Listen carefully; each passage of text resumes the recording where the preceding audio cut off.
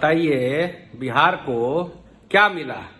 बिहार को 18 साल से विशेष राज्य की दर्जा का हम लोग छोटे से आज जो है हम लोग बाल पकने का उम्र आ गया। विशेष राज्य की दर्जा सुनते सुनते सुनते सुनते बिना कुछ बोले हुए है चंद्रबाबू नायडू जी तो अपना हक लेके चले गए और बिहार जो है मिला ठेंगा। नोरमा ग्रुप, जो सोचता है वो करता है। आपके अपने सपनों का आशियाना। नमस्कार, भारत लाइव देख रहे हैं आप। केंद्रीय वित्त मंत्री निर्मला सीतारमण ने शनिवार को लगातार 8वीं बार केंद्र सरकार का बजट पेश किया। बिहार के मुख्यमंत्री नीतीश कुमार ने केंद्रीय बजट का स्वागत किया है। अपनी प्रतिक्रिया व्यक्त करते हुए सीएम ने कहा है कि केंद्रीय बजट सकारात्मक है। यही नहीं, यह बजट प्रगतिशील एवं भविष्योन्मुखी है। इस बजट के माध्यम से केंद्र सरकार द्वारा देश के विकास की गति को और बढ़ाने के लिए कई कदम उठाए गए हैं।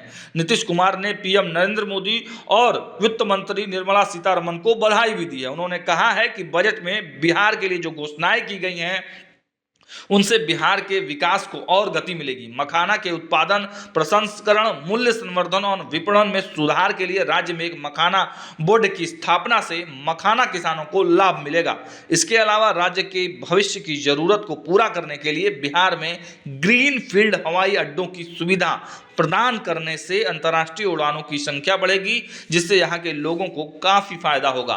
साथ ही साथ राज्य के आर्थिक विकास को गति मिलेगी।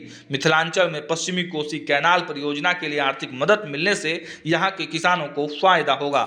इस बजट में पटना आईआईटी के विस्तार का प्रावधान किया गया है। इससे तकनीकी शिक्षा को भी बढ़ावा मिलेगा। बिहार पर राष्ट्रीय खाद्य प्रौद्योगिकी उद्यमिता एवं प्रबंधन संस्थान की स्थापना होने से युवाओं को कौशल उद्यमिता और रोजगार के अवसर मिलेंगे तथा पूर्वी भारत के खाद्य प्रसंस्करण गतिविधियों को भी बढ़ावा मिलेगा। मुख्यमंत्री ने इनकम टैक्स स्लैब में 12 लाख तक की छूट मिलने से भी जो बताया कि इससे बहुत लोगों को लाभ मिलेगा। अब इस पूरे केंद्रीय बजट पर विपक्ष पूरी तरह से हमलावर है। विपक्ष के तमाम जो लोग हैं, बात करें अगर बिहार से बात करें तो तेजस्वी यादव लगातार मोदी सरकार को, नीतीश सरकार को घेरने का काम कर रहे हैं और आज भी उन्होंने केंद्रीय बजट पारित होने के बाद भी कई तरह के आरोप मोदी सरकार पर बढ़ दिए। लेकिन अब इन तमाम चीज़ों के बाद मुकेश सहनी का नाम आता है। मुकेश सहनी जो नेता प्रतिपक्ष तेजस्वी यादव के काफ़ी करीबी माने जाते हैं। दोनों ने किस प्रकार चुनाव लड़ा आप देख रहे हैं। विकासशील इंसान पार्टी के प्रमुख और बिहार के पूर्व मंत्री मुकेश सहनी ने केंद्र सरकार द्वारा पेश आम बजट को पूरी तरह असंतोषजनक और निराशावादी बता दिया है। कहा है कि यह बजट आमजनों, गरीबों और किसान विरोधी है। उन्होंने कहा कि इस बजट ने बिहार के लोगों को एक बार फिर से निराश किया है। वीआईपी के संस्थापक मुकेश सहनी ने बजट पर प्रतिक्रिया देते हुए कहा कि इस आम बजट में आमजनों, गरीबों, किसानों के लिए कुछ नहीं कहा गया है। उन्होंने कहा कि बिहार के मुख्यमंत्री नीतीश कुमार से लेकर सभी दल बिहार को विशेष राज्य के दर्जे और विशेष पैकेज की मांग कर रहे थे, लेकिन दुर्भाग्य है कि इस बजट में इसकी चर्चा तक नहीं की गई। उन्होंने कहा है कि इससे महिलाओं एवं युवाओं की आशा व आकांक्षा को भी पूरा नहीं किया गया। महिलाओं को उम्मीद थी कि बजट में महंगाई पर लगाम लगाने के लिए कोई कदम उठाया जाएगा, लेकिन सरकार ने जो बजट पेश किया है उससे महंगाई और बढ़ने की उम्मीद है। सहनी ने हालांकि बिहार के लिए कुछ योजनाएं देने की बात करते हुए सवाल उठाया कि पहले ऐसे बिहारी लोगों को ठगने के लिए योजनाएं दी गई थी, लेकिन उन योजनाओं में कितनी सच्चाई है, कितनी पूरी हुई, यह भी एक बड़ा सवाल है। उन्होंने कहा कि यह बजट बिहार को और ज़्यादा पीछे ले जाएगा। देखिए, वीआईपी के प्रवक्ता हैं देवज्योति, इस पूरे मामले पर उनकी क्या प्रतिक्रिया है, देखें वीडियो। बताइए बिहार को क्या मिला।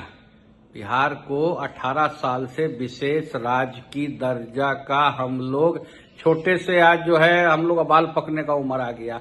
विशेष राज्य की दर्जा सुनते सुनते सुनते सुनते आज आंध्र प्रदेश 2 लाख करोड़ जाके बांट दिए आदरणीय प्रधानमंत्री जी बिना कुछ बोले हुए।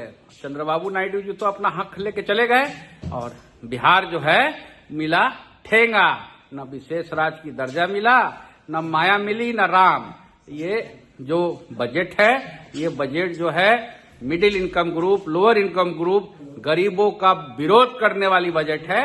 और 12 लाख रुपए आप कहते हैं कि हमने छूट दिया। आप 8वां वेतन आयोग लागू कर रहे हैं, उस पर तो कम से कम आपको 20 लाख रुपया छूट देनी चाहिए थी। कारण कि आपको महंगाई सबसे बड़ी मुद्दा है। आपके सपनों को हमने सजाया है, ई होम्स पैनोरमा को हमने बनाया है। ई होम्स मेरा एक सपना था जिस पे मैं पिछले 4 साल से काम कर रहा था। हमने जो बनाया है वो सबने है माना।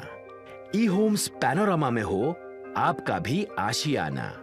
और फाइनली हमने 2021 में इस प्रोजेक्ट को लॉन्च किया। बहुत लोग अप्रिशिएट कर रहे हैं कि पूर्णिया जैसे शहर में, बिहार के, एक तो बिहार की बात करें उसमें भी पूर्णिया जैसे छोटे जगह में इस तरह का लाइफस्टाइल देना, ये सुन के हम लोगों को बहुत अच्छा लगता है।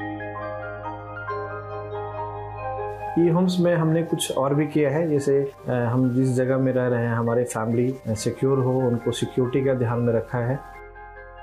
आपकी सुविधा और सुरक्षा आपके लिए खास है, ये आपका विश्वास है। इसमें आर्टिफिशियल इंटेलिजेंस का 7 लेयर सिक्योरिटी का हमने इस्तेमाल किया है। लस ग्रीन कैंपस को बनाया है। यदि हमारा बाउंड्री वाल है तो वो वर्टिकल गार्डन है। ये जितनी भी फैसिलिटी होता है एक इंटरनेशनल टाउनशिप में ई होम्स है, ये हम लोग विश्वास नहीं कर पा रहे हैं। जो भी हमारे मित्र दोस्त या जो भी हमारे बाहर के बाहर आते हैं तो हम लोगों को बहुत अच्छा सुनने को मिलता है और बहुत अच्छा क्रेडिट मिल रहा है। वो सारा हमने सिर्फ एक बिल्डिंग नहीं बनाया, हमें एक बहुत अच्छा लाइफस्टाइल दिया ई होम्स में। और मेरा एक सपना था जिसको मैं आज फुलफिल होते हुए देख पा रहा हूँ। ये आपका आवास है। ई होम्स पैनोरमा में अब आपका निवास है। E Homes Panorama, luxurious lifestyle redefined. Panorama group, जो सोचता है वो करता है। अगर ये वीडियो पसंद आई और वह बिहार के राजनीति और बिहारियत से सरोकार रखेनी तो सब्सक्राइब बटन दबा के चैनल के सब्सक्राइब कर ली। ओजे एगो घंटी बा, ओकरा बटन दबा देला से कुल सटीक और मारक खबर रुआ मुफ्त में मिल जाई। अगर रुआ पत्रकारिता के हमनी के नया प्रयोग में सहयोग कर चाहतानी तो ज्वाइन बटन दबा दी। पेटीएम नंबर नोट कर ली 9386 816 700।